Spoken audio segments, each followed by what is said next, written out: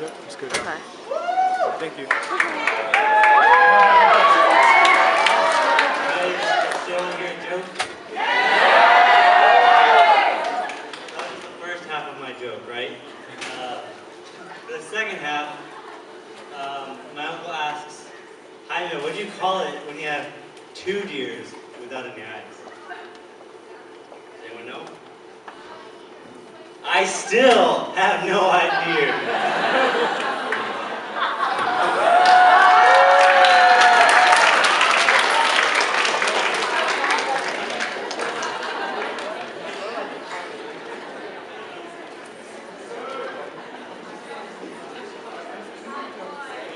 Video, just let me know because I can't see the lights.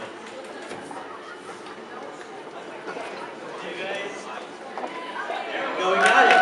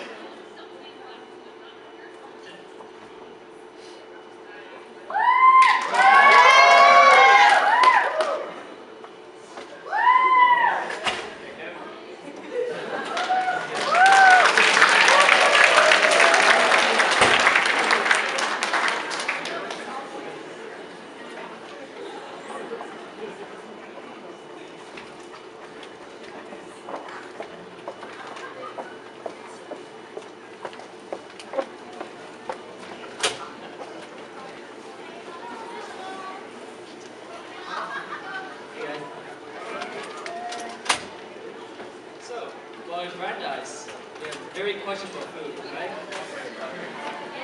But we have some awesome professors, don't we? And, here we have Professor Shin Han, who is an awesome professor.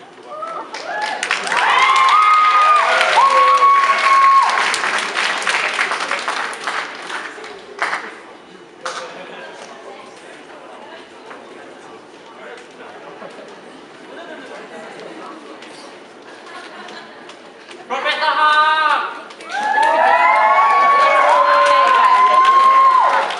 Turn it green on with the on button and then it should be on that one for video. Hey, everyone. The flash needs to turn. Do you need a video or like No, just a picture? Okay. So first of all, I want to thank the organizers for putting this great show together. Show up late, so sorry about that. Yeah, today I'm going to talk about the region of Southeast Asia. I just want to issue a disclaimer that I'm by no means an expert on Southeast Asia, but I will pretend for the next 5 to 10 minutes. Okay, so in speaking about Southeast Asia, the region actually reminds me of a really tasty dish of laksa, which is a really sort of noodles that were popular in Malaysia, Singapore, and Indonesia. It's a sort of combination of Indian, Persian, Chinese, as well as native Malay flavors, a big delicacy in that region. And really, this is, I think, a microcosm, a sort of reflection of what Southeast Asia is.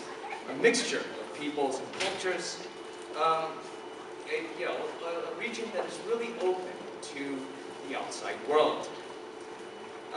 So from ancient times, Southeast Asia had served as the crossroads of some of the busiest trading lanes in the world. and was located close to the ancient centers of civilization, including China and India. Until the 16th century, it was a place where Persian, Central Asian, and Chinese merchants would transport silk and porcelain from China, and gold from India, as well as its own famed spices, the Indonesian archipelago, and ship them via the maritime Silk Road to the Middle East, and from there to Europe. Many of these traders and merchants would settle down, intermarry with the local people, and settle into the local scene. In our time, Southeast Asia is again becoming a sort of center, a trading hub, a passageway for oil, for manufacturers between Europe, the US, and Asia. It's also a big supplier of natural resources, such as rubber, palm oil, and also a place for tourism. The Southeast Asian states have been incredibly successful in blending outside influences with their native traditions and forging coherent identities. Let me just give you some examples. Thailand, for instance, was able to combine Chinese bureaucratic principles and commercialism with Hindu and Buddhist notions of kingship, along with the native military prowess supplied by the Thais. The island of Sumatra in Indonesia was the first place in Southeast Asia to introduce Islam. And from there, it would spread to the rest of Indonesia and Malaysia. What's interesting to note is that the region was the only place in the world where Islam was adopted voluntarily for business purposes. And indeed, Southeast Asia is a place where all of the world's major religions are well represented and coexist in large harmony. The Spanish, for instance, managed to convert the Philippines to Catholicism. But that Catholicism had to adjust to the pace of Filipino life and customs, including colorful, flamboyant festivals, as well as rich religious imagery. Vietnam was strongly influenced by Chinese Confucian patriarchy.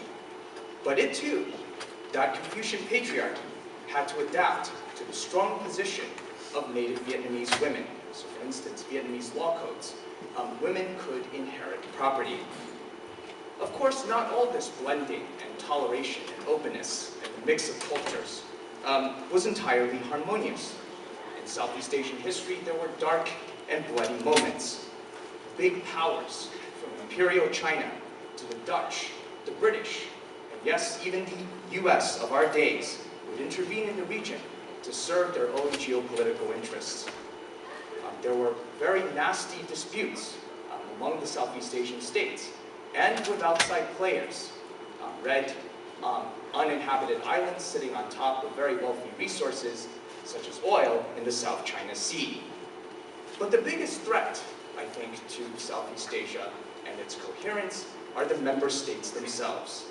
Nationalism, tensions among the member states, nationalism giving rise to ethnic tensions, institutionalized discrimination, even massacres, ethnic conflict, intolerance, border disputes. Nonetheless, there is a lot of reason for optimism. The Southeast Asian states have realized that there is a need to cooperate and to interact with outside powers on the basis of equality as well as respect. This is why since the 1960s, Southeast Asian states have formed ASEAN, the Association of Southeast Asian Nations. They've expanded both its geographic reach and its role to coordinate policies among the member states and to smooth out their differences.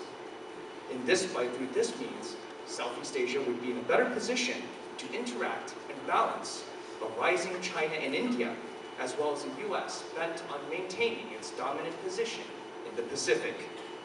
Through initiatives such as dialogues with outside countries, military cooperation, free trade zones with China, India, the US, Korea, and Japan, it looks really good